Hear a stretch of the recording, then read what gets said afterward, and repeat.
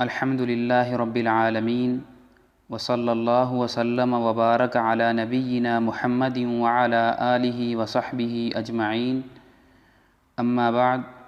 فنحمد اللہ الذی لا الہ الا هو علی ما من به علینا من النعم الکثیرۃ الظاہرۃ والباطنہ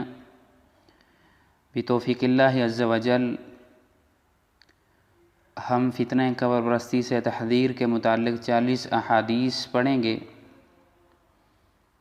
معزز سامعین، جیسا کہ آپ کو معلوم ہے، قبر پرستی کا فتنہ زمین کے طول و عرض میں شدت سے پھیلا ہوا ہے۔ قبر پرستوں نے عبادت کی کوئی قسم نہیں چھوڑی مگر اسے قبروں اور مزاروں کے ساتھ خاص کر دیا ہے۔ یہ وہ فتنہ ہے جس سے نبی کریم صلی اللہ علیہ وسلم نے اپنے آخری وقت میں بھی اپنی امت کو خبردار کیا، جیسا کہ آپ کو اس پر دلالت کرنے والی احادیث میں نظر آئے گا۔ ہر صحیح العقیدہ مسلمان کو یہ دیکھ کر افسوس ہوتا ہے کہ کس طرح قبروں اور مزارات پر عقیدہ توحید کے منافی کام کیے جاتے ہیں، گویا کہ اللہ تعالیٰ نے اس کا حکم دیا ہو یا اسے موجب لعنت نہ قرار دیا ہو۔ چنانچہ اس کتاب میں فتنہ قبر پرستی سے تحذیر کے متعلق 40 احادیث جمع کی گئی ہیں تاکہ انہیں پڑھنا، پڑھانا، حفظ کرنا اور مساجد و مجالس میں بیان کرنا آسان ہو، اور اس فتنے میں واقع ہونے والوں کو دعوت حق پہنچائی جائے اور ان پر اقامت حجت ہو۔ دیار اسلام میں ہزاروں قبور و مزارات پر سرکاری سرپرستی میں اور لاکھوں کی تعداد میں غیر سرکاری مزارات پر عقیدہ توحید کے منافی شرکیہ کام کیے جاتے ہیں۔ اس لیے ہر مسلمان کو چاہیے کہ ان احادیث کو یاد کرے اور آگے بیان کرے۔ اللہ تعالیٰ سے دعا ہے کہ اللہ تعالیٰ ہمیں ان احادیث کو پڑھنے، سمجھنے اور آگے نشر کرنے کی توفیق عطا فرمائے۔ تو سب سے پہلا باب ہے یہود و نصارہ اور تمام مشرکین کے طریقے کی پیروی کرنے سے خبردار۔ عن ابی سعید الخدری رضی اللہ عنہ عن النبی صلی اللہ علیہ وسلم قال لتتبعن سنن من كان قبلكم شبرا شبرا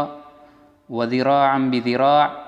حتى لو دخلوا جحر ضب تبعتموهم قلنا یا رسول اللہ الیہود والنصارى قال فمن۔ سیدنا ابو سعید خدری رضی اللہ عنہ روایت کرتے ہیں کہ رسول اللہ صلی اللہ علیہ وسلم نے فرمایا، تم اپنے سے پہلے لوگوں کے طریقے کی ایک ایک بالشت اور ایک ایک گز میں اتباع کرو گے، حتیٰ کہ اگر وہ کسی سانڈے کے سوراخ میں داخل ہوئے ہوں گے تو تم اس میں بھی ان کی پیروی کرو گے۔ ہم نے کہا، اے اللہ کے رسول، کیا یہود و نصارہ مراد ہیں؟ آپ صلی اللہ علیہ وسلم نے فرمایا، پھر اور کون؟ اس حدیث کو امام بخاری و مسلم رحمہم اللہ نے صحیحین میں روایت کیا ہے۔ اس حدیث میں نبی کریم صلی اللہ علیہ وسلم نے اس امت کے بعض لوگوں کی یہود و نصارہ کی پیروی کی خبر دی ہے، اور یہ خبر ممانعت و تحذیر کے معنی میں ہے کہ مشرکین کی تقلید مت کرو اور ان کی مشابہت مت اختیار کرو، جیسا کہ دوسری احادیث میں صراحتاً ان کی تقلید اور مشابہت اختیار کرنے سے منع کیا گیا ہے۔ اور اس حدیث میں یہود و نصارہ کا ذکر ہوا ہے، اس سے مراد حصر نہیں تمثیل ہے، یعنی صرف یہود و نصارہ کی مشابہت اور تقلید سے منع نہیں کیا گیا بلکہ تمام مشرکین کی مشابہت سے منع کیا گیا ہے، کیونکہ صحیح بخاری میں حدیث ابو ہریرہ رضی اللہ عنہ میں فارس و روم کا بھی ذکر آیا ہے، پس تمام مشرکین کی پیروی اور مشابہت سے منع کیا گیا ہے۔ اور یہ حدیث ان گمراہ لوگوں پر رد ہے جو کہتے ہیں امت محمدیہ شرک نہیں کر سکتی، جبکہ اس حدیث میں نبی کریم صلی اللہ علیہ وسلم نے یہود و نصارہ کی ہر چیز میں اتباع کی خبر دی ہے۔ تو وہ شرک بھی کرتے تھے،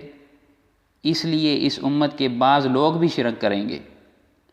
اور اس امت کے شرک میں واقع ہونے پر کتاب و سنت کے بہت سے دلائل موجود ہیں، اور یہ حدیث اعلام نبوت اور دلائل نبوت میں سے ہے کہ آپ صلی اللہ علیہ وسلم نے جو خبر دی وہ واقع پذیر ہو رہا ہے، اور اس امت کی اکثریت دین و سیاست، عادات و اطوار، حتیٰ کہ حقیر اور فضول کاموں میں بھی یہود و نصارہ کی تقلید کر رہی ہے، والعیاذ باللہ تعالی۔